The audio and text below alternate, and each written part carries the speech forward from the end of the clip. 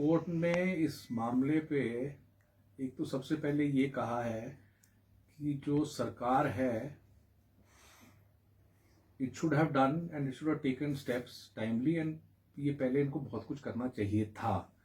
जो स्टेप्स इन्होंने अभी और जो स्टेप्स इन्होंने लिए हैं वो ये अब ले रहे हैं और वो भी सफिशिएंट नहीं है। इसके अलावा कोर्ट ने ये कहा है कि it is not the state government alone which is responsible.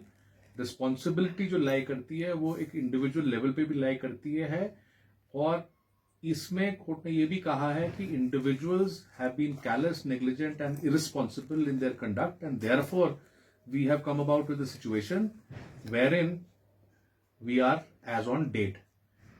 Now इस बैकग्राउंड में कोर्ट ने डायरेक्शंस इशू की हैं स्टेट गवर्नमेंट को और स्टेट गवर्नमेंट को कहा है कि आप इन डायरेक्शंस को अमल कीजिए और 10 तारीख को फिर ये मैटर रखा गया है कोर्ट में for the government to come and show its compliance.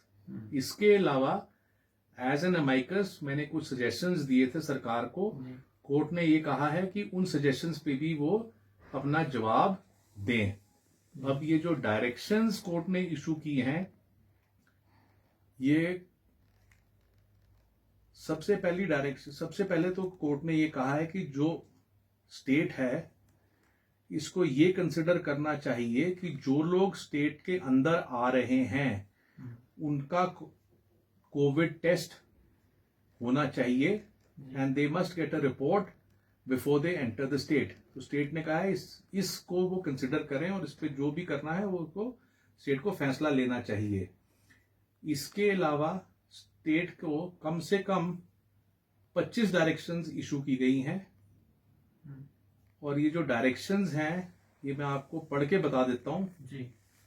इसमें सबसे पहले ये कहा गया है कि स्टेट ये इंश्योर करेगा कि सीनियर डॉक्टर कोविड हॉस्पिटल में वार्ड्स में on a regular basis visit करें in accordance with the instructions जो गवर्नमेंट ने इशू की हैं। इसके अलावा स्टेट को यह कहा गया है कि वो ये स्टडी करें और फिजिबिलिटी देखें of having liquid oxygen tankers stationed at all notified Covid hospitals. State इसके अलावा ये इंश्योर करेगी कि उनके पास सफिशिएंट मैन पावर, चाहे वो आउटसोर्स करके चाहे वो टेम्पररी बेसिस पे जैसी भी चाहें लेके आए so that the manpower requirement is filled as expeditiously as possible. State को यह भी आदेश दिया गया है कि वे अपनी टेस्टिंग फैसिलिटीज को बढ़ाएं। जहां ये मैंडेटरी कहा गया, मैंडेटरी डायरेक्शन इशू की गई है कि जहां पे भी सैंपल कलेक्शन, जो भी सैंपल कलेक्शन अथॉरिटी है वो कॉन्टैक्ट नंबर, ईमेल आईडी और सारी डिटेल्स लें जिसका वो टेस्ट कंडक्ट कर रहे हैं ताकि जो भी टेस्ट रिपोर्ट हो वो व्हाट्सएप से या ईमेल से उस आदमी को कन्वे की जा सकें और ये जो रिपोर्ट्स हैं वो टाइम बाउंड मैनर में सप्लाई की जाएं।